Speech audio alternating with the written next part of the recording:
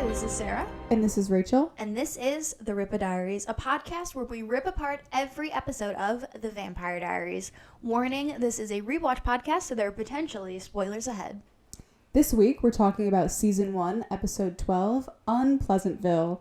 Because there's always an event. This week, the event is the 50s dance, of course, the decade dance. Everyone in the town goes. Alaric, Jenna, chaperones. Anna somehow weasels her way in, even though she's homeschooled and, hundreds of years old. But yeah, she goes. And of course, Damon goes too, even though he's older. But he's trying to figure out how to get Catherine out of the tomb still. So he's probably part of his plan. And of course, Elena and Stefan go. And we pick up with Elena and Stefan in the beginning of the episode. And they're talking about her new stalker. Her new stalker, it's a casual thing. I feel like she'll have many more throughout the series. This might be her... Well, I guess it's not her first. Stefan was her first. Stefan was her first. Yeah, so he is her new stalker. True. Yeah, so they talk about her new stalker, and Stefan also gives her Vervain to give to Jenna and... Everyone she cares about, basically. Gives her, like, a whole little box of Vervain jewelry. Yeah, a bracelet for Jeremy. Yep, and then a bracelet or necklace or bracelet for Caroline, I can't remember. I think it's a necklace. Yeah, so she starts passing out Vervain jewelry to everybody she knows, which thank God that finally came in. Yeah, this should have been like the episode she found out they were vampires. Yeah. I don't know. Yeah, which also want to point out on the Vervain train that Elena's wearing her necklace again, which I think, I was thinking about this in episode 6. We talked about how... Yeah. She doesn't take the necklace off when she finds out that Stefan is a vampire. Yes. Because, she ultimately is willing to deal with the vampire thing, which is what she says later on, which is true. Yeah. She can forgive being a vampire, but what she can't forgive is the lying. And she did take it off all of last episode, and she was a symbol. Yeah. The necklace is a symbol of how Elena is feeling about her relationship with Stefan. Definitely. Whether intentionally or symbolically, like just plot-wise, it's, made the necklace go away for some reason, and it still somehow syncs symbolically with her feelings. And this one wasn't intentional. She took it off for the last episode. For obvious reasons, yeah. For obvious reasons, and now she's got it back on. So this is telling us, we need to know. Look at the necklace, and then you know how Elena feels about Stefan. Yeah, exactly. Her little road trip with Damon cured everything. Yeah. She's back on Stefan. Of course. So she's got her necklace on, her symbol of her love. She's got a Vervain bracelet for Jeremy. Yes. Which made me realize also Anna could have just compelled him then the whole last episode because she hadn't given him Vervain yet. Yeah, and it's like what you pointed out last episode. I think she does genuinely like Jeremy. Mm-hmm. Even though she's ultimately trying to get the journals, she does obviously have some sort of feeling for him. And that's true. She also probably doesn't really get to connect with many people. And Jeremy's probably one of a few people that she's connected with. So that's true. I think she doesn't want to go the compelling route. And probably thinks he's not Vervain. Which is fair, but why not make it a little bit easier for yourself? I don't know. Just try it. Yeah. People who are figuring it out and getting around all the vampire rules, the pizza guy. Yes, of course. Well, of course they're ordering pizza. Yeah, classic. Yep, of course. And Jeremy just invites in the pizza guy. Yeah. He obviously doesn't know. And again, this goes to our point that we've made many times. Just tell everyone. Yeah. It's so dangerous to just have anyone be able to get invited in. I think they did learn at least a piece of the lesson here. It doesn't seem like anything. And of course it comes back later. Of course. But for now, also coming back, Damon is looking through every book in the Salvatore boarding house. He is relentless. He's torn apart the house. The books are everywhere. Yeah. He's clearly looking for some way to find Emily's grimoire because he still wants to open this tomb. Yeah. It gives a moment for Stefan and Damon to start interacting. And talk about what Damon's next step is. Yes. And it's at this point where Stefan, obviously he realizes Damon's still looking. And Stefan agrees, or at least proposes that he could help him open the tomb as long as they just get out Catherine. Yeah, no other of the tomb vampires can come out. Yeah, which is, to be honest, I feel like Catherine's so much worse than even the 26 other tomb vampires. They don't realize that. They were I guess Stefan has, rose-colored glasses. Oh, totally. They've obviously realized how bad Catherine is in, one sense because, she was compelling them. She was, with both of them at the exact same time. But they all really do not realize the extent to what Catherine is. Clearly not, yeah. So... clearly not, based on the fact that they somehow thought she got trapped for 140 years when Catherine would never. She would never allow that. Yeah. Yeah, no. she would never allow that to happen to her. So the boys are boying. Yeah. And the other boys are boying. Jeremy gets an A on his paper with Alaric. He finally gets in his little research paper. He gets the A that he needs. And Alaric mentions that he wants to see the Gilbert Journal, that he's like a history nerd. Yes. Which, I don't know. I think on a first watch, you're supposed to think something of that a little bit. Like, I think you are, at least a little bit. We know he's here to... Well, we know that he's aware of vampires. Mm-hmm. And he's killing them. Yeah, and he's killing them. And before he asks for the journal, he basically asks Jeremy if he actually believes in the vampires. Yeah. So I think he is trying to get it for... Yeah. A purpose. Yeah, I think, he is interested in it. I think in a history sense. Yeah, it's not like pure history. But it also is the vampire interest. Yeah. But I think as a first watcher, you're supposed to wonder if, like, you're still supposed to be a little confused about Alaric's vibe. Yes. Yeah. Because we don't still know, like, what's going on with the tomb vampire situation. Who's trying to get into the tomb. Right. At least not at the start of the episode. By the end of it, we've figured it out. But at the start of the episode, you're not really sure. So I think in that moment, you're supposed to wonder a little bit, like, why does he want the Gilbert Journal? Does he also want to get in? Yeah. Yeah, it's a little fishy.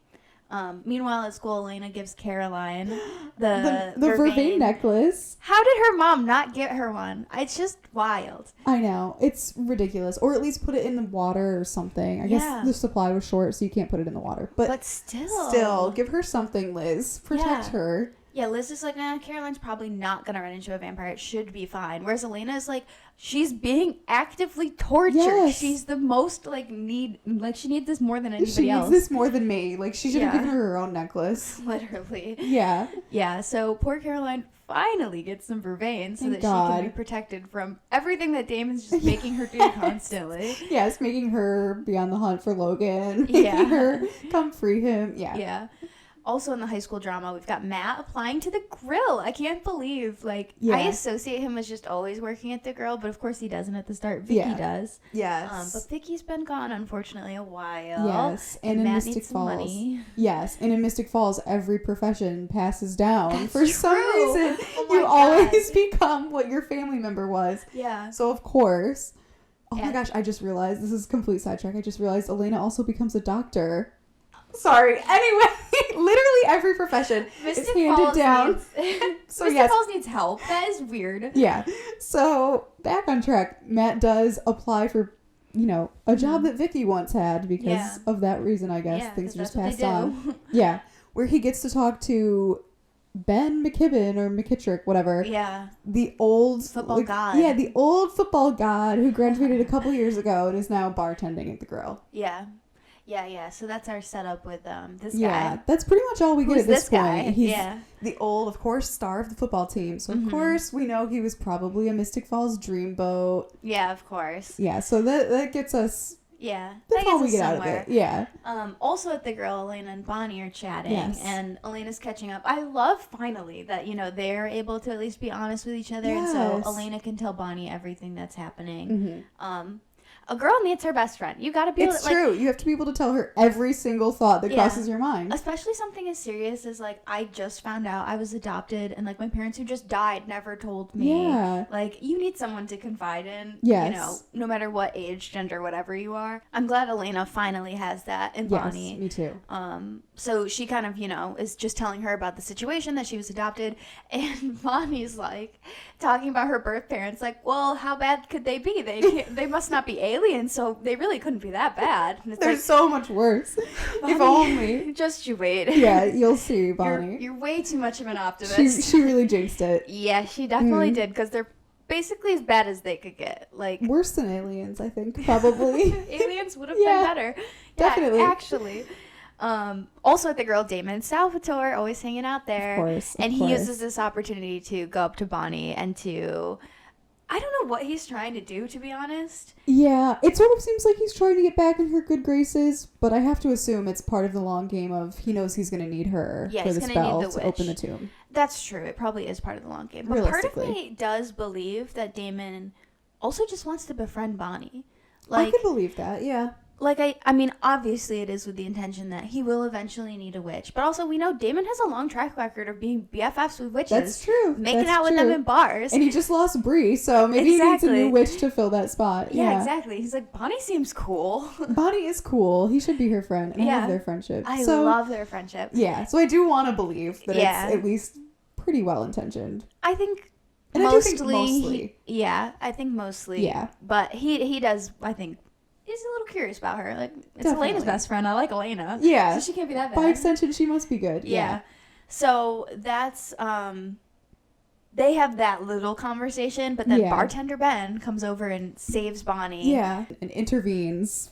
And is like, oh, what do you think you're doing talking to her? I don't know. He's giving, he's trying to protect her from, unwanted attention. Sure. Which, of course, sets him up to, be in Bonnie's good graces and pique Bonnie's interest. Of course. And they have a little flirty conversation at this point. Mm-hmm. Not too much, but obviously there's interest from both sides, it seems. Mm-hmm. Yes. It seems. That's all we get for right now. Yeah, we'll come back to that.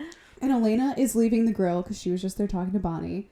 And as she goes out to Jenna's car, because her car is totaled. Yeah, of course. As she goes out to Jenna's car, she gets a call, which the person says, "Hello, Elena." And Elena says, "Hey, what's up?" Like, I love you, Elena. You're just so trusting, and like she loves being on the phone. She does love the phone. I really relate to her in that regard. But yeah, she's just like, "Hey, what's up?" And it's, of course, a stalker. So he starts goading her. And it's like, I can see you, basically. Yeah, it's very Scream. Yeah. Scream the movie. Yes, it's giving Scream, definitely. Yeah. Also written by Kevin Williamson. I just realized. Wait, I did never put that together. God. Kevin he Williamson. Loves a good horror. Yeah, he does.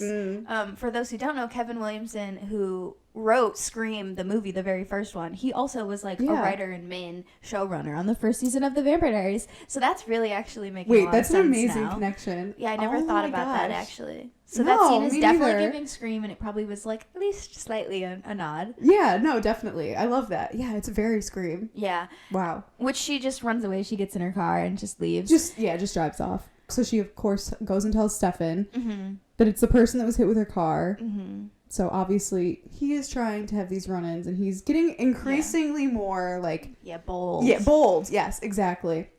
So Stefan gives her the Gilbert compass and explains to her that it can be used to track vampires, and we get to see it kind of point toward him. It takes a second, though. It does. That thing, like, whips around. It's very, like, spinny, whatever. Yeah, life or death situation, and you need a whole 30 seconds. Yeah, yeah, you need 30 seconds to see where it points. Yeah. Yeah, which I also kind of like that, well, obviously we know how the compass gets made.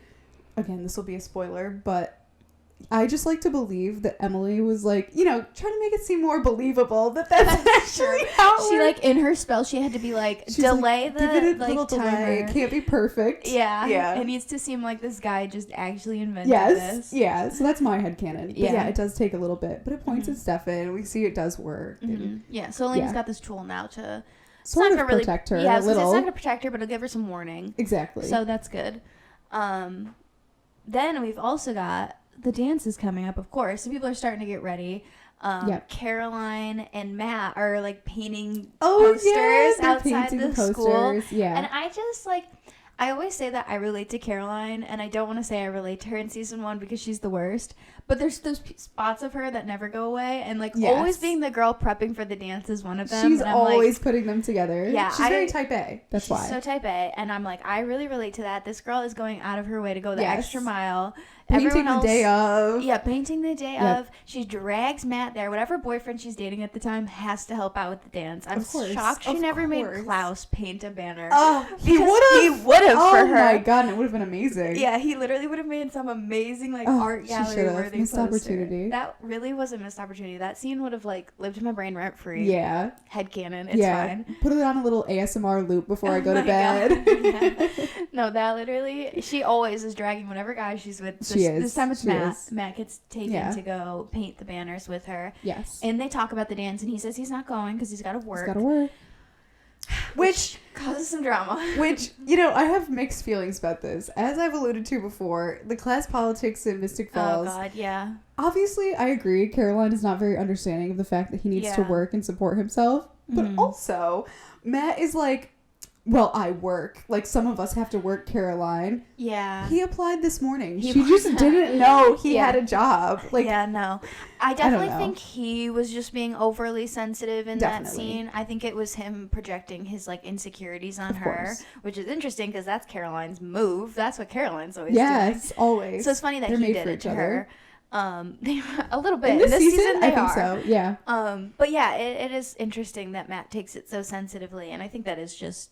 It's just him that's just feeling sensitive about it. And Caroline doesn't have a clue. She's maybe being a little, Caroline about it. More so in, like, in later scenes, I agree. But in this one, she just doesn't know. She just doesn't know. Yeah, she's just like, let's go to the dance. And he's like, I have to work. Yeah, how could you dare ask me that? I have to work. How is he supposed to know that? Yeah. Also trying to get somebody to go to the dance with them. Anna shows up at the Mystic Girl, hunts Jeremy down. Oh my god. Wild. Speaking of stalkers, she's basically stalking Jeremy at this point. Yeah, she's showing up where he is. She's just being more subtle about it. She's being barely. Like, just a little bit. Yeah. So she shows up with the girl and she's again talking to him about, the Gilbert Journal. Yeah, the Gilbert Journal, of course. Yeah. And hanging out and all these things. And Jeremy's having none of it, of course. Yeah, he's like, I gotta go to the dance tonight. Yeah. Which he says he's serving punch for English class because so he doesn't fail. Yeah, he needs, like, more, like, extra credit. Which, is that a way that people get extra credit, serving punch at dances? Yeah, I don't know. Never heard of that. No, I don't think so. I mean, I think they probably like Jeremy because they're not Mr. Tanner. Well, they want to give him an opportunity to be like... And his parents died. And whatever. They're like, okay, if you serve punch... But we'll pretend you read a book. I don't know. Yeah, usually, like, I remember in high school, like, to get extra credit, you'd have to, like, memorize a poem or, like, watch a documentary or something, like, educational. Something related to the topic. They were like, least. Jeremy, the best you've got to look forward to is serving punch, so you might as well start practicing now. Yeah, maybe, honestly. So that's Jeremy's excuse for not hanging out with Anna's. Like, I gotta work. With her or inviting her. I gotta do my extra credit. Yes. Also going to the dance is Jenna. She's talking to Elena about... She's already dressed up. She's so ready. Yeah, she's already ready to go, which I love because she's also going there because Alaric asked her to go. Exactly. So she's going to chaperone so she can hang out with Alaric, which is so cute. I do love their relationship. Yes, it's so good. But in this scene, not as fun because her and Elena finally sort of talk a little bit about Elena's birth mother. And Elena just says, like... I think Elena is understanding in this moment when Jenna explains, like, I didn't think I would ever have to be the one to tell you this. Yes. Like, I'm not the one that chose to keep this a secret, and, like, I just didn't know. I was not prepared for this, basically. But Elena says, like, if I asked my mom about this, she would have been honest with me. So, like, that's what I need from you. Yes. And so Jenna does divulge basically what she knows, which is that your mother was...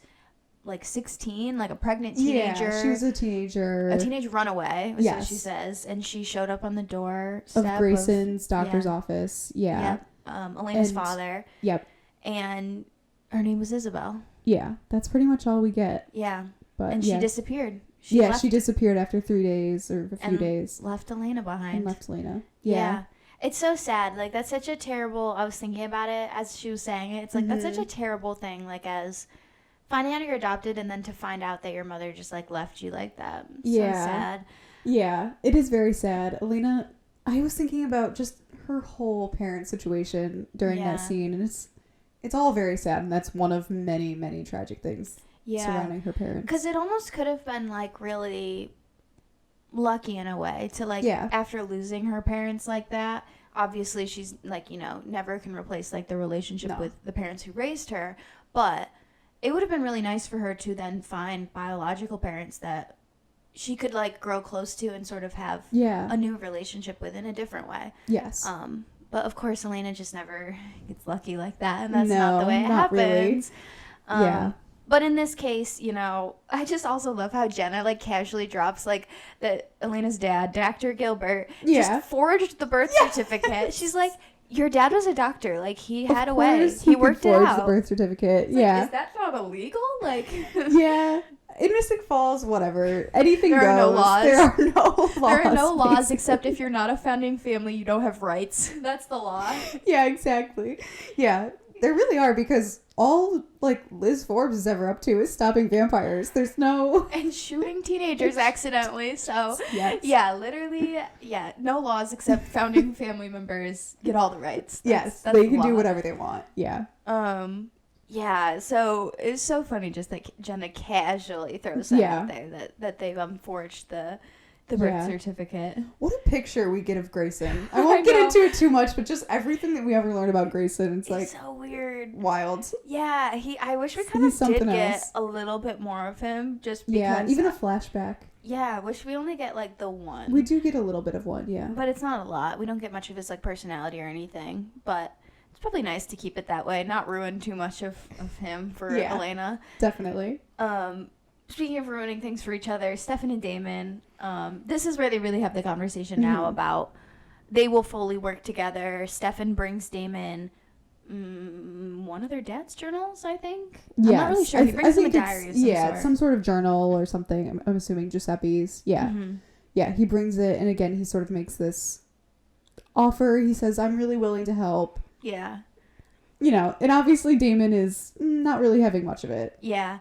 But also, because Stefan's being so sassy this episode. He is very sassy this episode. He says to Damon, because I think they're saying something about how that diary doesn't have the actual answers they need or something like that. Damon says, like, that doesn't tell me where the grimoire is or whatever.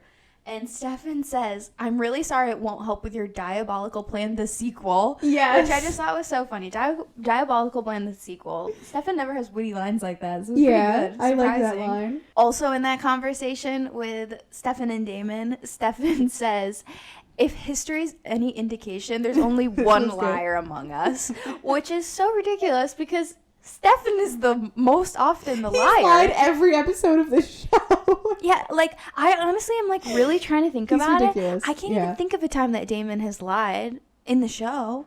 He's constantly evading answering questions and being aloof. But that's not lying. That's just, like, withholding secrets. Okay. We're getting into semantics there. Yeah, a little. But it's one thing for... Yes, because Stefan point blank said... Stefan's being worse. There's one liar among us, and it's like...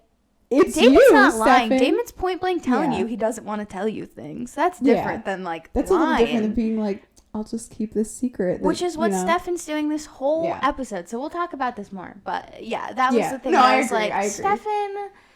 Yeah, right. There's one liar among us when you literally just got broken up with for being a liar. And then she forgave you the next day, so you think it's okay. Exactly. If there's one, it's you, Stefan. But sure. Yes. But at some point, Stefan has to leave. Well, so Elena's getting ready. Yes. And he goes over. He's on his way. Yes. And she is just getting ready. She's straightening her hair over and over again for some reason. I don't even know. Her hair's not wet, and she's using a hairdryer. I don't really know what's going on there. Yeah. But it's also doing nothing. It's doing nothing. It's fine. Whatever. They just needed something for her to do. Yeah. And her little compass is spinning, and she's freaking out. But then she calls Damon, which love that she calls Damon. No, she calls Stefan. But Damon answers. Yeah, he says Stefan left his phone. But basically, the vampire, her stalker, shows up. He's hanging onto the roof. Yeah, he's just holding the ceiling. Yeah. I don't know what I don't know how he got up there. I don't know why he thought that was the move above all others. He could have just hid behind the corner, but okay. He could have just charged at her. He's a vampire. What's she gonna do? Again, I do think this is... the stalking. It's the stalking. It goes to also what he says later. He's mostly messing with her. Yeah. I think that is the case. Yeah. So he... Well, first, Damon says, Stefan's on his way. So Elena thinks it's because the compass was pointing at Stefan. Yeah. This guy jumps down from the ceiling and starts to attack her. But Stefan, thankfully, was right around the corner, gets there, stops it. Yeah. Yeah. And then they do call Damon. At this point, yes. Now they're like, okay, we do need Damon. Because Stefan somehow just doesn't, like...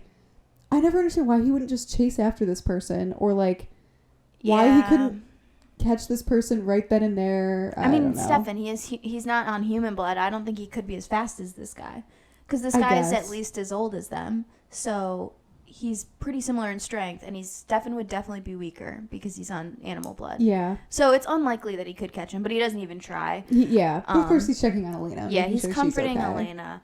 And so then Damon shows up, which I love that whole interaction. It's so interesting. Yeah. Because this is where you see Stefan noticing that Damon and Elena like have this bond, or that there's been a shift in their relationship, because previously Elena like hated him. He tortured Caroline. He's been terrible to Bonnie. He's been messing with Bonnie. So Elena and him were pretty like hostile whenever they were in a room together. Yes. But in this situation, like Damon just immediately jumps in with like the helping save Elena train, and is just like, yep, I'm gonna go to the dance, I'm gonna get her, like no questions asked. Like he's just fully on board, and there's no discussion of like the relevance to his plan or whatever. I'm sure like he could have, you know, said, oh well, this guy obviously must have something to do with, I don't know, but he doesn't know that. I think really it is just that he likes Elena and he wants to help protect her, and that's why he immediately, like, no questions asked, jumps in. I think so. Stefan notices that. And also Elena says, like, I don't know exactly how she says it, but she says something like, I'll be with the two of you, I'll be safe. Yes. Not I'll be with Stefan, I'll be safe. I'll be with the both of you, I'll be safe. And Stefan, like, they do this very intentional close-up of Stefan's face looking at Damon and then looking at Elena, and you can tell that he's piecing together, like, wait a second, like, these two have bonded, there's like a shift here, something's changed, because she's considering him as like a protector now.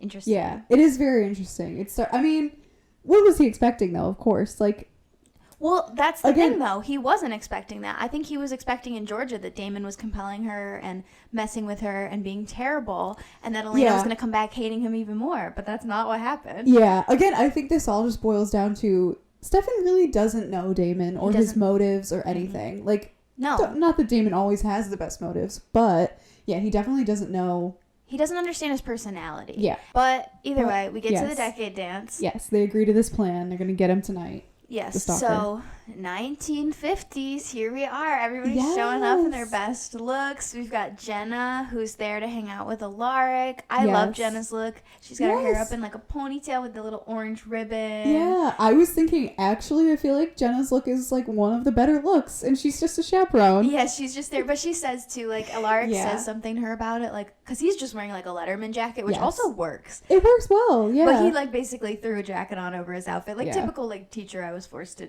sort of participate kind of look. Yeah. And he said something about her being all dressed up, and she's like, I did love decade dances. Yeah. Like, I do love dressing up and having fun. So a little bit more Jenna personality there, and she looks so good. Yeah, I love her top. The colors of it are so like unique, and it really like reads 50s. So that one's a really cute one. Yes. So do Caroline's and Bonnie's. Theirs are both really good too. Oh my god, they killed it. They killed it. Bonnie has like the curled under bangs, and Caroline has the button. That. I know. I love Bonnie's hair. It looks so good.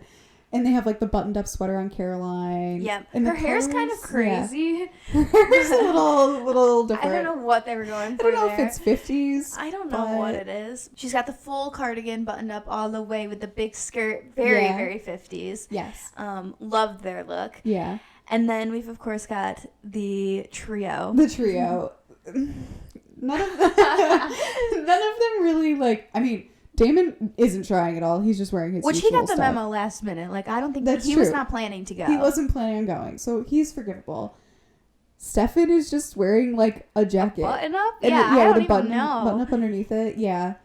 Elena's is okay. It grows on me. The more times I watch the show, I like kind of like it. It works. Yeah, I like it. But like, she looks nice, but to me, my read of it is like she didn't actually have time to fully plan an outfit because of everything that's been going on. So she kind of like had to pull things out of her closet. Yes. And then she mentions at the grill earlier when she leaves Bonnie that she needs to go get accessories. Yeah. So my guess is like she didn't really have a full outfit because she didn't have time to, but she was like, I'll buy some like things that will make it like pull it together, some cute socks and like ribbons and like whatever. Yeah. And it ends up being cute enough, but to me it really doesn't read 50s like pretty much at all. It has like some of the pieces, but like Bonnie and Caroline went all in. They're all in, yeah. But again, it great. tracks with the story that it's like it works, Elena probably didn't have time to actually get like a full she's had other things going on. Yeah, she's had a lot going on, which comes up again at the next decade, so we'll talk about this again. Yeah. But yeah, Caroline and Bonnie look great. Stefan, who knows what's going on with him. Yeah. But that tracks for his personality of just not ever caring. Yeah, just being the worst, not fun, not willing to play along. True. Yeah. So, and Caroline does say, first thing they do is go over to Caroline and Bonnie, and Caroline says to Elena, like, What is this, a threesome now? Yeah, we have threesome with the Salvatore brothers. Yes. And Bonnie and Caroline are both just commiserating about hating Damon because they both have very justifiable reasons to hate Damon. Definitely, yes. Which Elena doesn't really say much for or against, she's she's pretty neutral. But she showed up with him, so I feel like that says everything it needs to say. Yeah. Yeah, I mean, she does say she basically has to tolerate Damon because she's with Stefan, which that's true. Is not untrue. Yeah. But she's starting lying to like herself him. A little bit here. That is the theme of season 1, 2, and 3. Is yes, Elena lying to herself, especially as it relates to Damon. Yes, it definitely is.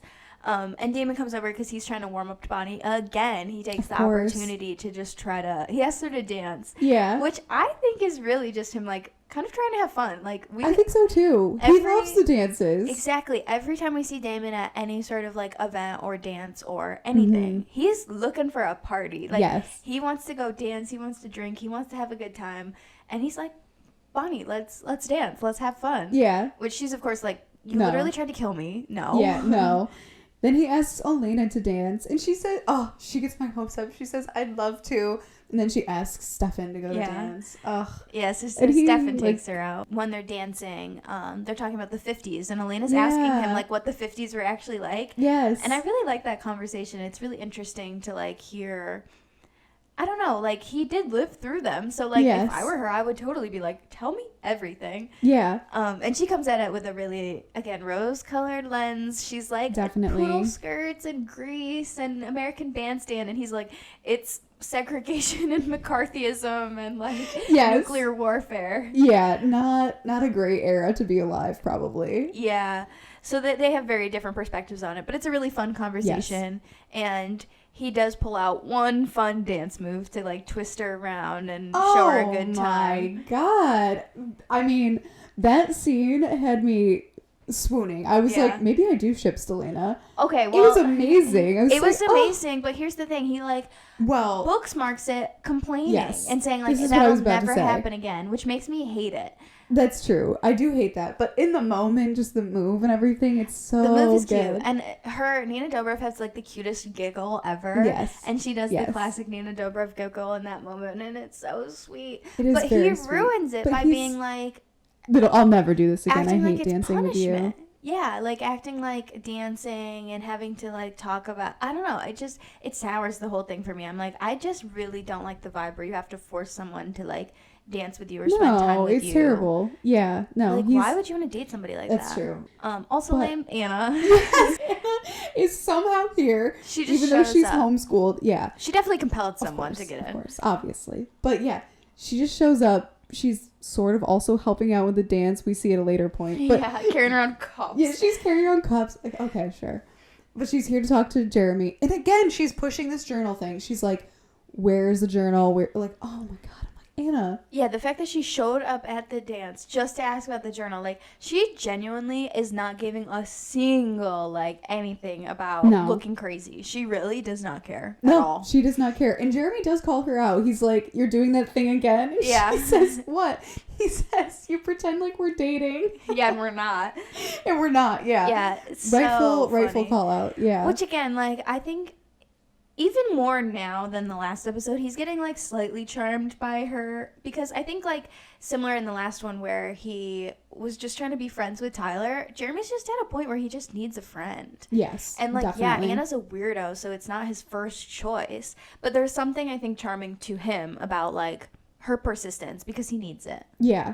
And again, I do think you can kind of chalk it up to, she's homeschooled. She's probably also desperate for a friend because she is giving desperate. It's for a different reason that she's homeschooled. Yeah. But, yeah, I think he probably is charmed by her awkwardness. She's probably just coming off as, an awkward teenage girl. But, yes, Anna is giving probably such weird vibes that's why Caroline and Bonnie leave basically immediately. They saw Anna across the floor and were we gots to go. Oh, my God. Yeah, exactly. No, obviously not. But... yeah, they do leave pretty quickly after because Caroline makes a comment, she took 2 hours to get ready, so she's only staying for half of that. Yeah. But they do leave what seems pretty quickly and go to the grill. Of course. Where else would you go? Of course. One, it's the only place to go. And Caroline also probably wants to see Matt. Yeah. She now knows he works there. Makes sense. Yeah. So they go there.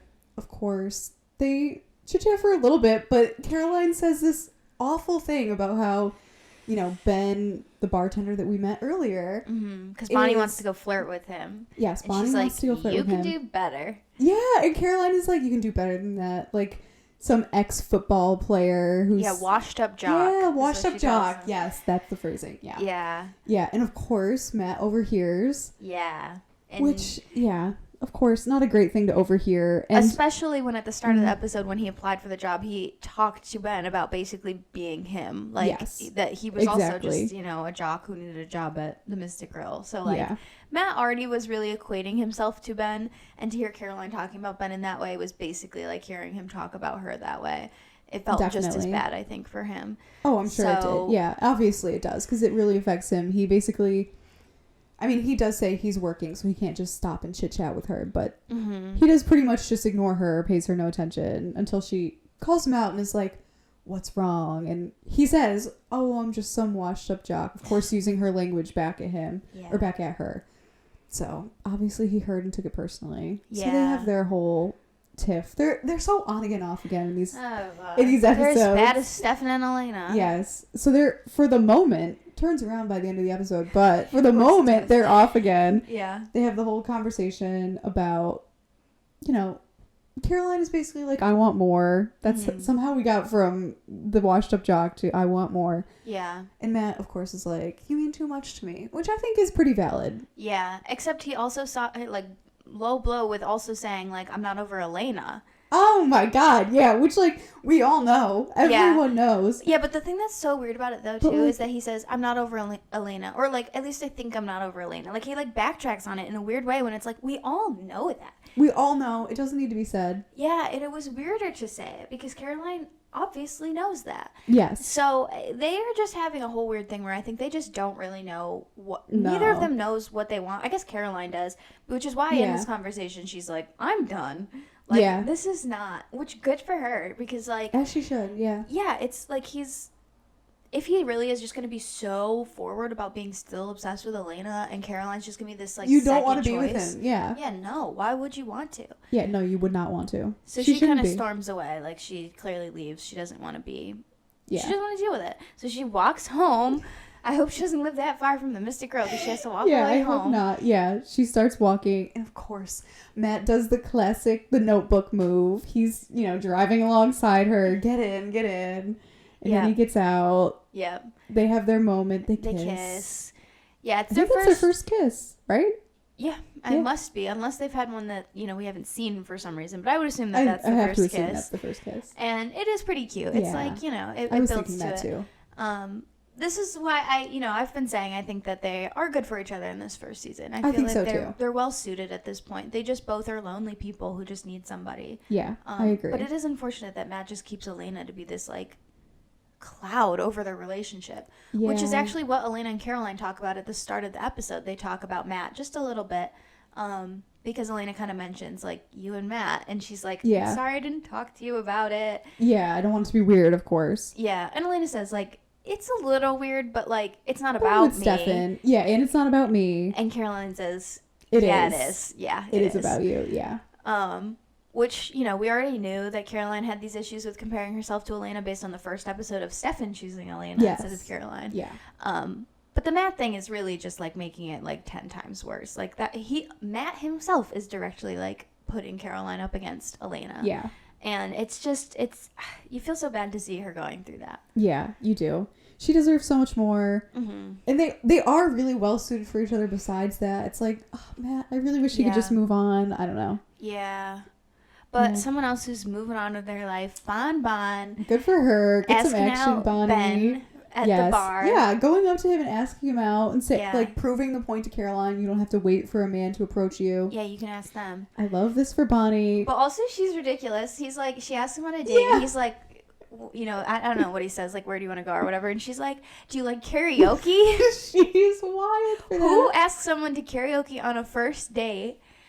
Also, as a high schooler when you have to go sober, I would never go to karaoke when I can't be blackout. Yeah, no, absolutely at least tipsy. not. Like, Yeah. I don't know. Like, who's going to karaoke dead 17-year-old sober? I don't know why she asks. And he's just like, not that, but we can go get dinner. Yeah. That's a normal thing to do. Yeah, on a let's do date. anything else. Yeah, even like bowling would be better, Bonnie. I don't know where karaoke came from. Yeah. Also, where do you do karaoke? Like, probably was at the Mystic thinking that Grill, if too. anywhere. Oh, well, yeah, probably. Where else would there be to go? So why would he want to go do that? I don't know. That's so weird. So they've agreed But they're anyway, going to go on a date. Yeah, they've agreed to the date. That's where we leave off with the two of them, Yes. with Bonnie and Ben. Yeah. So back at the school, things are really getting wild and crazy, dancing to the 50s music. Course. Alaric, bold move. Alaric approaches Damon and starts asking him about, you know, where he's from, what's his name, who does he know. Yeah. At first it comes off just like, oh, you know, he's another adult. They're like two of the only adults there chaperoning, so they might as well just chat each other up. Yeah. But Damon is definitely getting the vibe of like, wait a second, this is turning from like just an overly friendly person into like kind of like getting too much info. See, getting suspicious. I think that's really interesting too, because I was thinking on this rewatch that, like, I don't think Alaric is asking anything like that crazy. Like, these are things that I would imagine, you know, like if someone just asked me those things, I would be like, okay. It's definitely normal, except for the fact that because it's Damon, it's like it's pushy, you know? It's I guess so, yeah. Yeah, because I mean, honestly, if a man like randomly started asking me that at like a dance or something, I would be like, it's not. I wouldn't think any ulterior motive of it, right? But I would be like, I don't know that I'm going to share all of this with you.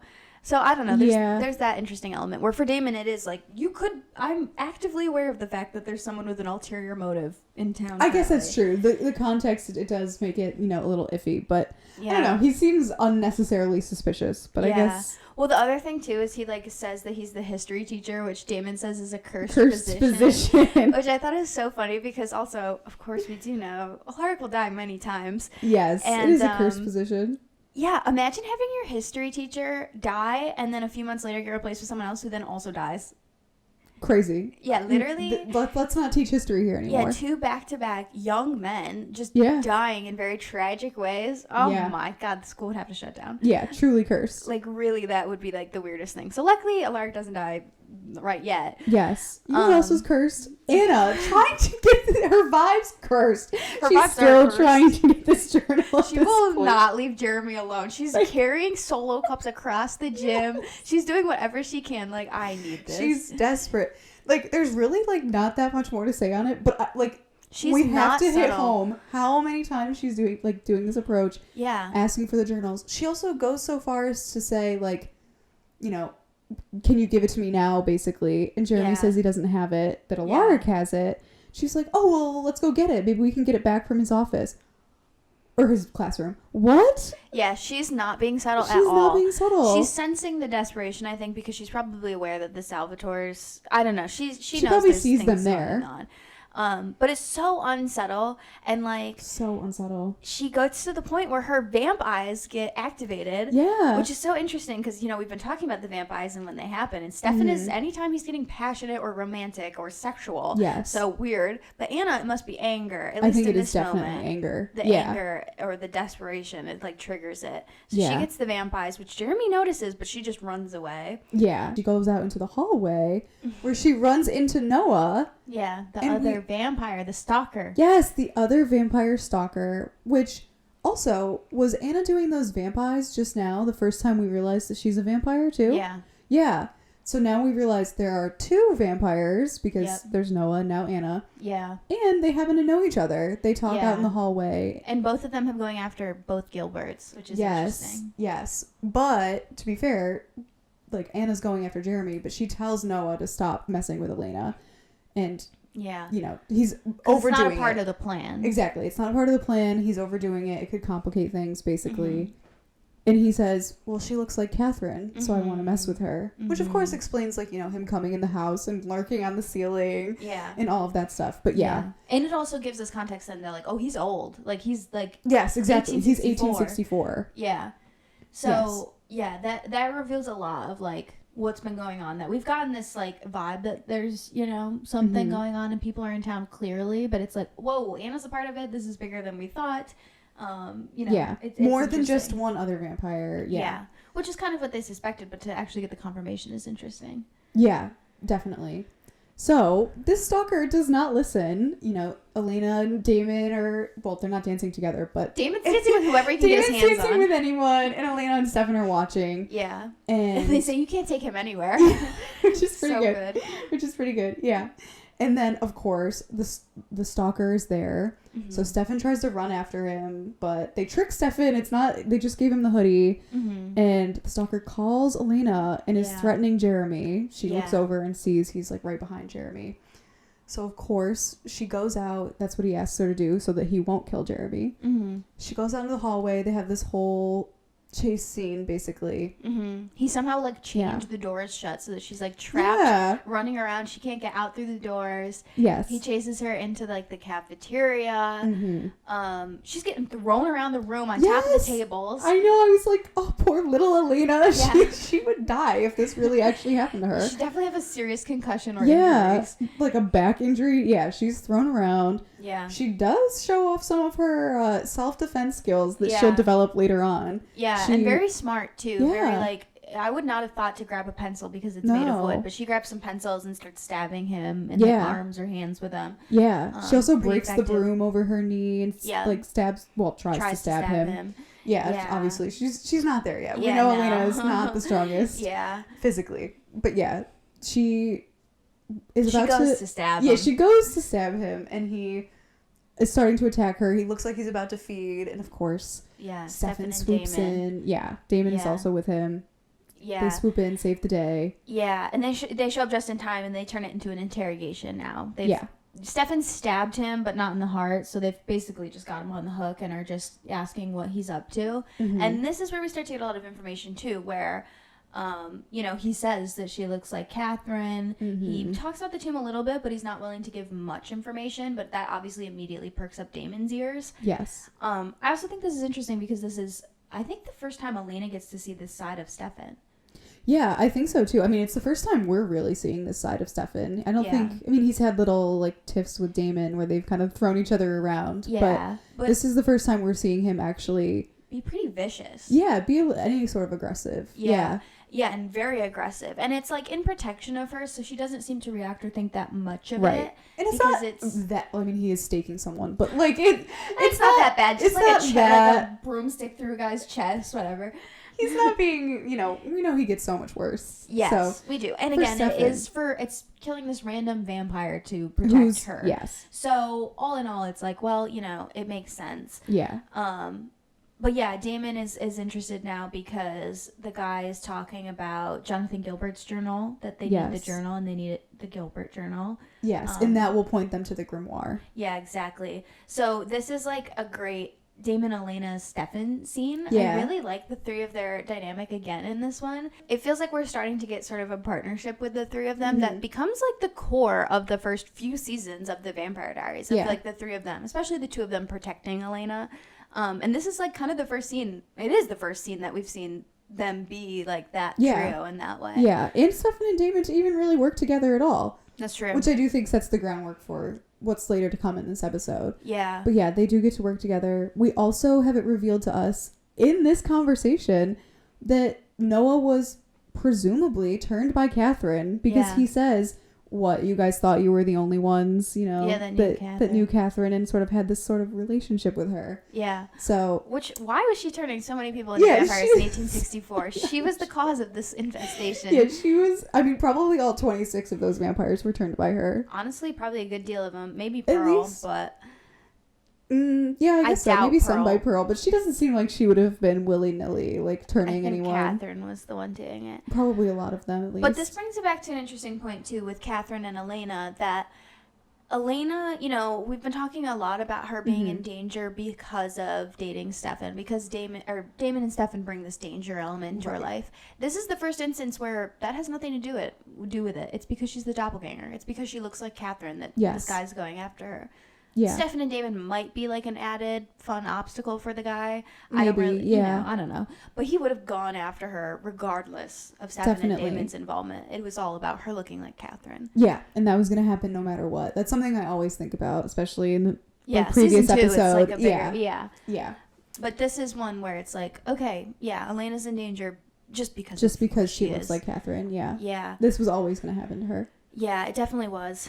Yeah, but we also see when this is all going down, Anna is sort of watching. Yeah. So she knows this is all going down, and as we see her watching, they're also asking him to tell who he's working with. Which he doesn't. He doesn't. He says, you'll have to kill me. And they do. Mm-hmm, of course. We also see Alaric start to approach. Yeah, and I think he sees, too. I think he does see at least a little bit of what's going on. Yeah. Maybe not the full extent, but... Yeah, he definitely knows something. Something's up. He knows... He already knows, obviously, that Damon's a vampire, and by Damon saying that Stefan is his brother... They're both vampires. They're clearly both, yeah. And I'm sure he doesn't think anything really of Elena. Maybe he's, like, not sure. We don't know. Yeah. But he sees something, and he goes to walk away, and Damon catches him and tries to compel him to forget and asks him questions about what he's doing in town. And he answers pretty quickly. You don't really know anything about it. It seems like he's getting just compelled like usual. Yep. But then as Damon walks away, they reveal his palm, and he was holding Vervain. Yes. Very Such smart. a good reveal. Yeah. So, yeah, that worked nicely that we see that Alaric is not dumb. He's not aware. dumb. He knows a lot, actually. Yeah. I wondered, as I was watching it, if he knew about the Vervain from Jonathan Gilbert's journal that he got earlier that day. Maybe. Or from, I don't know if he could Isabel's get his hands research. on it that fast, though. That's what I was thinking. He probably wouldn't have been able to get it that fast. But I guess probably from Isabel's research. That's true. But yeah, either way, he knows a lot. He knows a lot, and he's like... But I do think you get the sense that it is sort of his first time figuring these things out, because after Damon leaves, he shows the Vervain, he's kind of breathing pretty heavy. Yeah, like, he's like, he's kind of that was terrifying. It worked too, it seems. Yeah. So it's clearly that, like, he's a newbie at this, but yes, he makes it work either way. Yeah, no, he's, for someone having his first few interactions with vampires, he's doing pretty good. Yeah, he's doing a great job. Then Stefan and Damon are kind of debriefing as well on their vampire situation. They didn't get to find out who the other vampires are or get really any lead on them because he wasn't willing to. But they had to kill him because he had been invited into Elena's. Exactly. And again, that's why I kind of like the trio moment there, because it's nice that Damon and Stefan both sort of look to Elena and say, like, he's been invited in. Like, he's got to go. Like, even Damon, who probably would have wanted to keep him alive in order to get... like, to figure out who else is in town and what's going on. It really would have only benefited Damon. And if he didn't care if Elena died, then why not? That's a risk to take. But he wasn't willing. He clearly does. Yeah. Yeah, he wanted that guy care. to die because he didn't want Elena to be in danger. Yes. So that was a nice way to do that. But they know that there's something else must be going on. And Damon says, like, there's no way that idiot was working alone. Yeah. And Stefan which he's right. He's right. He's right. There's no way that idiot is working alone, which Stefan says, you are. Stefan is sassy this episode. Stefan is having a great quotable episode. Amazing. Yeah, he's so sassy. And they reestablish again in this moment that Stefan is going to help Damon. And it's really only because he wants Damon to leave town, but he will help him. Yes. And I'm sure he also now really wants him to leave home because of that connection he sees that he and Elena have, that Damon and Elena have. Yeah. Yeah. So he's definitely, his interest is piqued in getting them out. Yeah. He definitely wants Damon to leave. And Damon does agree. He's like, okay, I'll let you work with me. I think Stefan's proven himself. You know, they had that whole... they did the whole interrogation together, so Damon's like, okay. I also think Damon just yearns for their, like, brotherhood again. He does so he wants to believe. He wants to believe. Yeah, I think so, too. Meanwhile, Alaric takes Jenna home. He brings her to her doorstep. They're so cute. Yeah. And they officially agree they're dating. He says he's going to take her on a date Friday night. Yes. Proper date to the movies and get dinner. And it's just so wholesome between the two of them. Yes. And they're just such a great pair. You know, in one way that they're a great pair, which turns out to not be so great, is, you know, Jenna's very understanding about the fact that he has a wife that is missing, presumed dead. You know, like... They're talking about that, about how he's like, I shouldn't be talking about my dead wife so much. Yes. It's not really, like, a good first date topic. But Jenna's like, no, like, you need to grieve. Like, I'm okay with you talking about it. Like, I understand. It's so sweet. But then, of course, you know, he starts talking about his wife a little bit more and reveals that his wife is from the area close to Mystic Falls. She's from Virginia. And her name is Isabel. Interesting, which... Jenna, of course, told Elena earlier that was her mother's name. Yeah. Which, I don't know. Isabel's a pretty common name. Yeah. Jenna's not in the loop at all. It's interesting. I mean, she seems curious about it in this, instance. But I think it's one of those things where, like, yeah, it's like so common that it couldn't be the same thing, but Yeah. it's because she was just talking about it today with Elena. Yeah. That it's so top of mind that it's like, that's weird. Whereas, like, if, you know, Alaric had told her that a week ago, she probably would have thought nothing of it, because she probably hadn't even thought about Elena's birth mother being named Isabel. That's true. In weeks. So she probably wouldn't have even, like, really asked, like, where was she from. Yeah. But because it just came up that morning, it's like, that's a weird coincidence. Yeah. I guess Jenna also could be wondering, like, how Elena even figured out she was adopted.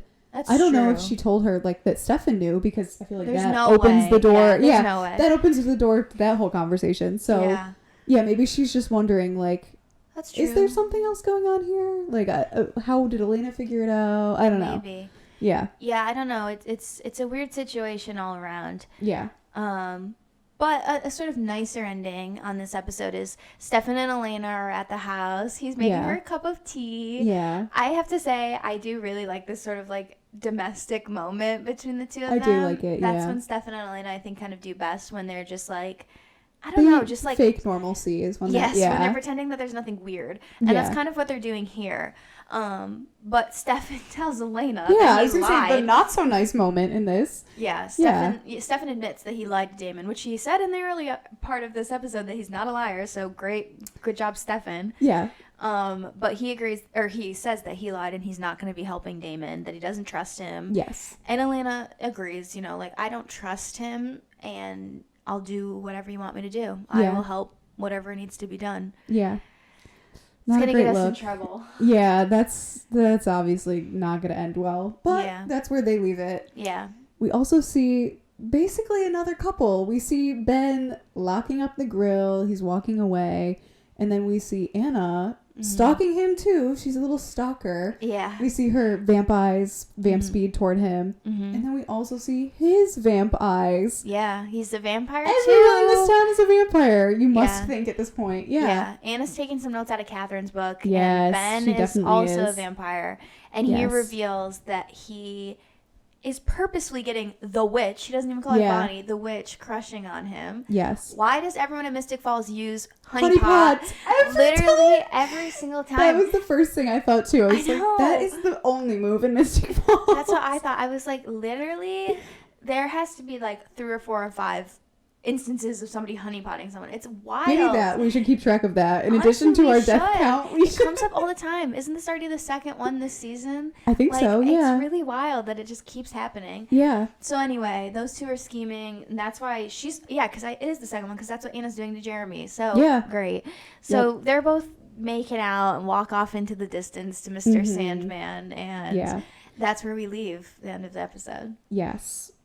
And in that conversation, Anna also reveals that Noah died. They were all working together. Oh, yeah. So our only death for this episode is Noah, the 1864 vampire. The stalker. Yes, the stalker. Killed by Stefan. Part of Anna and Ben's little group, but yeah.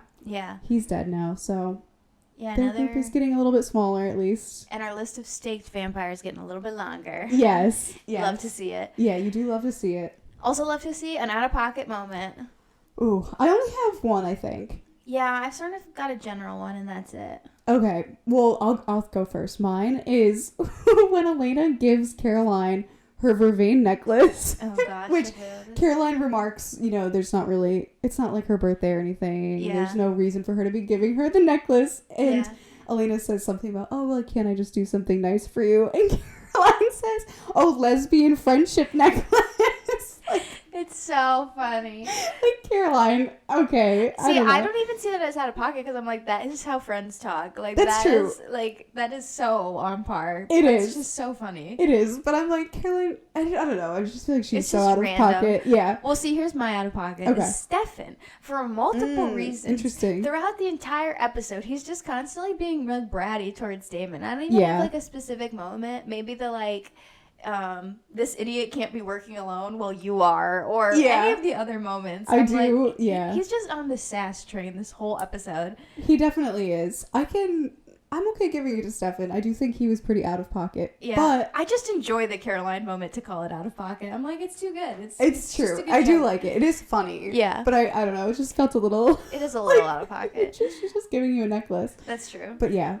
I think I'm good with giving it to Stefan for his sassiness. Stefan sassy. Yeah. Sassy. That is a tongue twister. Yeah. Stefan being sassy. That's our out-of-pocket moment. Yes. Which is also related to his sassiness is the quote I had as my best quote. Mm-hmm. I only had the one. And I thought it was really funny when Stefan said, "I'm really sorry, it's not going to help with your diabolical plan, the sequel." I don't know. That was my best quote, too. Okay, good. I feel like, yeah, for some reason, like, Damon didn't throw out any of his usual good quotes, and there was not any, like, really sentimental ones. It felt like all of the really good quotes were all of Stefan just being sassy, which is so out of character. Yeah, no, he was having a good episode. He had a lot of good quips. Yeah, so we'll give it to, I'm really sorry it won't help your diabolical plan, the sequel. Yes, it's a good one. That's our best quote. Yeah. Best song. This is an interesting episode because it's a decade dance, so there's lots of like 50 songs. Yeah. So I have an honorable mention and I have a winner. Okay. My honor, I don't know if we'll agree. We'll have to see. I feel like we won't. My honorable mention is This Magic Moment by Ronnie Spector, which plays just when they arrive at the dance. Okay. And it's just I like that 50s song. It's a good song. Yeah. Do you have any honorable mentions? I do have an honorable mention. I do like the Mr. Sandman cover that plays at the end of the episode. I just think it's fun. I don't know. That's my winner. Oh, okay. My winner, I'll just say it now since we know your winner. My winner was going to be Great Balls of Fire. Okay, I debated that one. That was playing when Stefan and Elena have their dance moment. Yeah. And I just love that scene so much. I do like that scene. I did debate it, but for me, like, Mr. Sandman is just such a memorable song.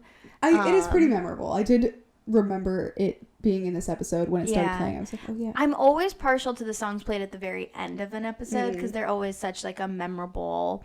you're highlighting the song more than, like, the moment. But we can give it to Great Balls of Fire. I wasn't even going to nominate it, to be honest. I was then I feel like we shouldn't give it to that if you weren't even going to nominate it. I was like, it's fine. I don't know. No, we can go Mr. Sandman. I'm fine with that. Okay, Mr. Sandman can win. I feel like I'm always pushing over your things and winning, so I'm like, I feel like I got to give it to you. No, it's fine. Well, it's different. The next time when we both nominate it, we can give it to me. Okay, but if I was the only one nominating. Yeah, I wasn't going to nominate. It's good. Like, it's a good 50s song. There's lots of good 50s songs in this one. Yeah, there was a lot of good music. It was hard to choose. But I'm just anticipating I will be singing Mr. Sandman for the next few days. If you hear that song once, it's in your head forever. That's true. If we're basing this off of, will I be singing it later? It's Mr. Sandman for sure. That's true. So we can give it to that. All right, we will be adding Mr. Sandman to our Songs of the Episode playlist. We have a playlist where we always add the best song from each episode. That is linked in all of our various bios and descriptions, so you can go take a listen to that. We also have linked our Instagram and our TikTok. We're at the Rippah Diaries podcast. We're always posting fun memes and random clips from our episodes on there, so you can go interact with us there. Yes. And you can listen to the podcast on Spotify and Apple Podcasts, and you can watch the video version on YouTube. Yeah. So, tune in to Spotify, Apple Podcasts, or YouTube for next week's episode. Yes. Episode 13, Children of... The Damned. Children of the Damned. Rachel can't remember the names of the episode anymore. I can't. Well, now I have to remember the Spotify. I don't know. Yeah, it's getting all confusing. But yes, Children of the Damned, episode 13. Yeah, more flashbacks. Yeah, big flashback episode. Yeah, lots of... more plot. We're really in the plot now, the thick of like what's going on and opening up the tomb. So things are going to start escalating. Really looking forward to that. So hope you join us next week, watching or listening. Thank you and goodbye. Bye.